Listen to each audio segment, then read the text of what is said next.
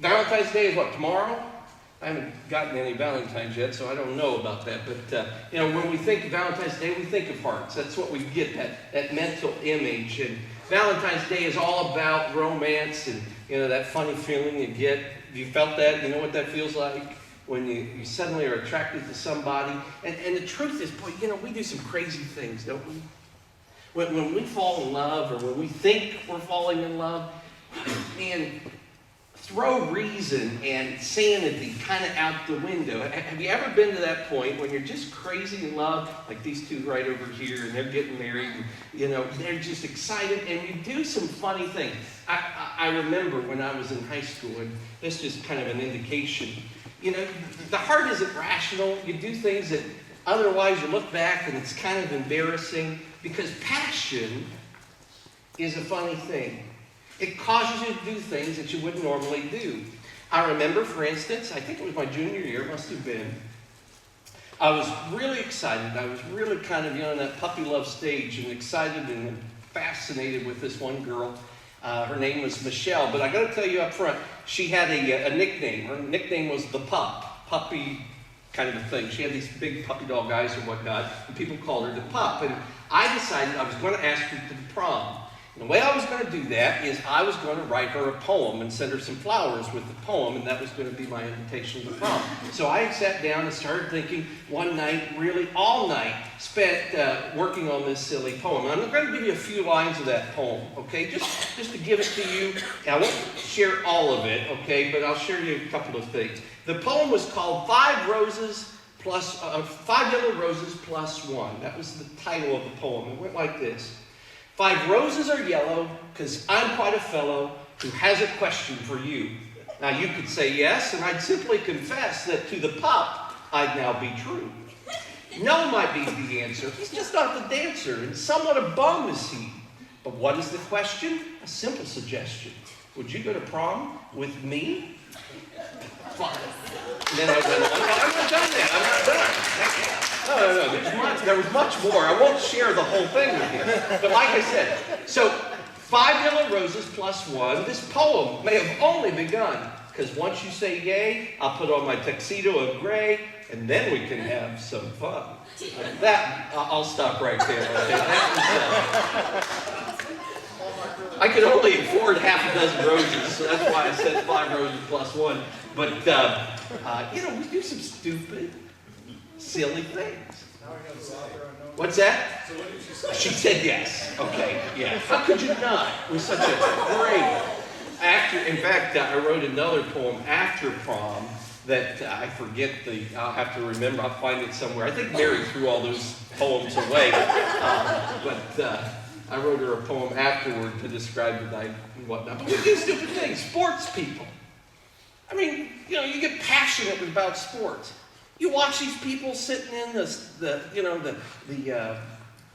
not theater, arenas, and they're shirtless, and they're painted themselves, and they're screaming and hollering, and they just make fools of themselves. Why? Because they're passionate. Their heart is in it. They're determined that they're going to help their team. Listen. The Bible says that these people became so passionate about the church, about Christ, about the gospel. This is how passionate they got. They said, you know what? I'm willing to give up my stuff so you can have more, so that you can be cared for. I'm willing to give up what little I have so that you can have a little bit more. Now, I'm going to tell you, maybe some of you young people don't understand that yet. But if there is evidence that God is working and people are changing, that has to be it. Where we stop hanging on to the things that we own and we say, you know what, it's not mine. And if I can use it to help somebody else, I'm willing to do it. They were a church of one heart and one mind. And listen, when you give yourself to Christ and you get passionate, you do things that the world isn't going to understand. Because it doesn't always make sense. I got into ministry not because it's easy, not because I thought I'd make a lot of money, not because I'm even all that good at it, but because I can't imagine doing anything else. This peculiar group of people, they had one heart, one mind, one motive to do this all for Jesus. They had one heart, one mind. They're passionate. And it's beyond reason. It doesn't always make sense. But when you're united, you have this one goal. How do we together live for Jesus? And I'm willing to waste my life for him. That was the church. In fact, look at verse 28 and 29. Again, at that prayer. I need these glasses. I can't see the small text, so I'm going to... Verse 4, 28.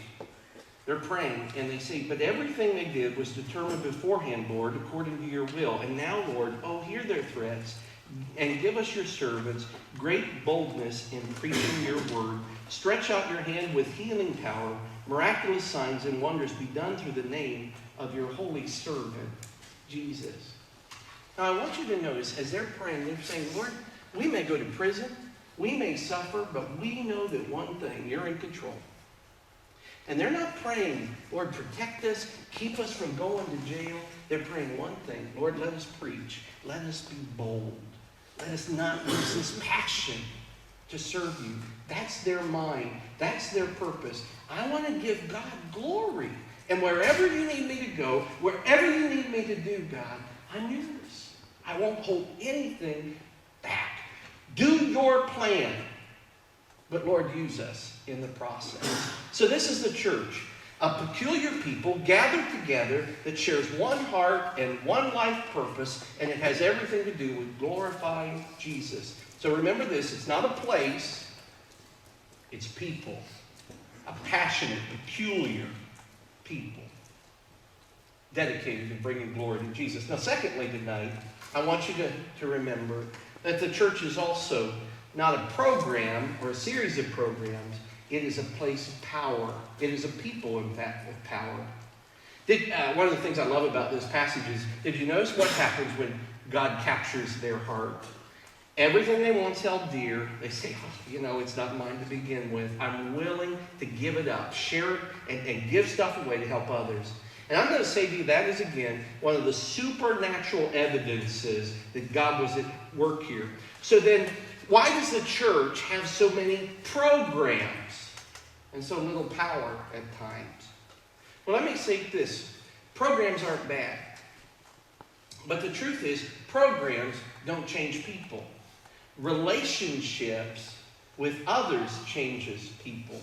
And so the reason we have programs like Upper Room, City Mission Meal Ministry, Children's Ministry, Nursing Home Ministry, Bible study, small groups, or any of the other things we do around here is not to get you hooked into a program, but to give you an opportunity to hook into relationships, community. That's why, and I think it's a good idea. We just forced you to have some fellowship time so you can get to know each other, eat with it together. You see, because the truth is, programs do not change people. Relationships change people. And I think that's demonstrated in this passage in at least two ways. Verse 43 or 33, it says, abundant grace was upon them all. Great grace was upon them all. Now, what's grace? Anyone want to take a stab at that? How would you define grace?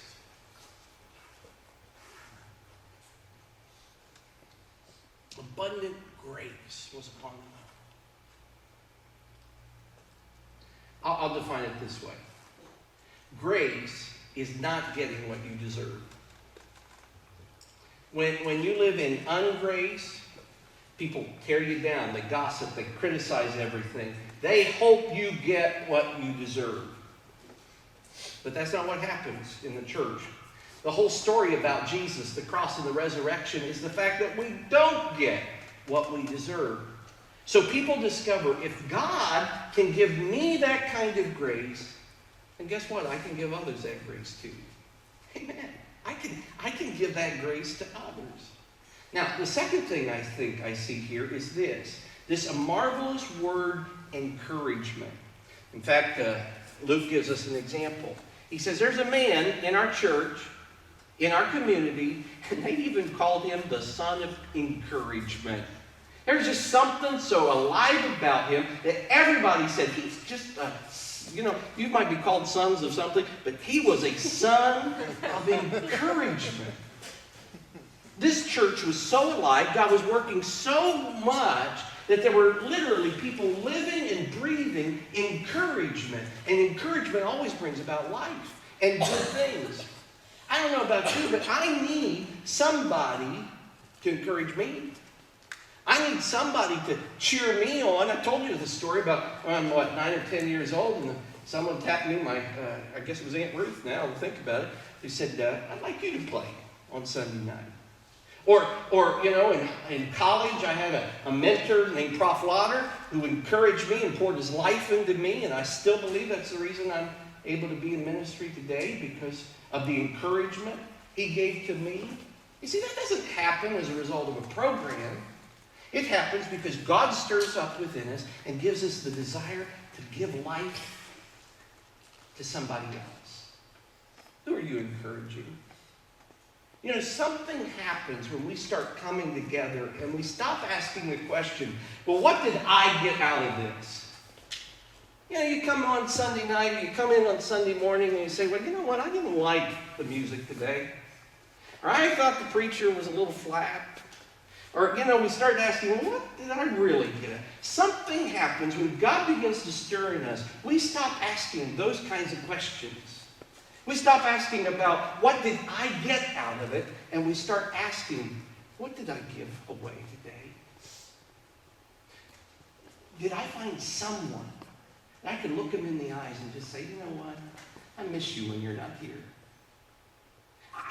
I just think you're really good at what you do, whether it was preaching or greeting somebody, or boy, I just appreciate the way your kids are so well behaved, or just some word where you say, Lord, I'm going to go where your people are gathered. Help me to be a blessing. Where the question is no longer, boy, this is the miracle. Lord, what did I get out of it? No, what did I give to it? What did I contribute to the community? That's a miracle. It's a miracle of encouragement. And that's what was happening in the Church of Acts. That's what we desperately need to happen in our churches today, where it's not about me. It's about what did I do for those around me. So God's idea of church is this. It's not a place, but a peculiar people. It's not a program, but it's a supernatural power. And finally, it seems to me that this passage reminds us that the church is not about pretending, but it's about pleasing Him. At the end of this 4th chapter, Luke sets up this amazing contrast between Barnabas, who sells everything and gives it away so that the church can be encouraged. And then we have this amazing story of Ananias and Sapphira. But they're pretenders. Both of them were fully aware of what was going on. They would sell their property, make a big show of giving the proceeds away to the apostles, but they kept the portion for themselves. Now, the Bible makes it clear there's nothing wrong with that, but they gave evidence. They told everybody, we give it away, every bit of it. And so they wanted that big stage. They wanted the church's awe and appreciation. They thought they could live in both worlds. And folks, I'm going to tell you what takes more power out of the church today is this problem. We try to live in both worlds. We try to pretend that, we're good. We try to be, the good Christian. We come to the programs. We do pretty much the right things. But on the other end of things, in the background, we're living a different kind of life. We're pretending. And the Bible makes it clear there is nothing more dangerous to God's church than when people pretend to be something they're not. It's so devastating to the church. God says, I'm getting rid of it. Ananias and Sapphira breathed their last breath because God takes pretending seriously.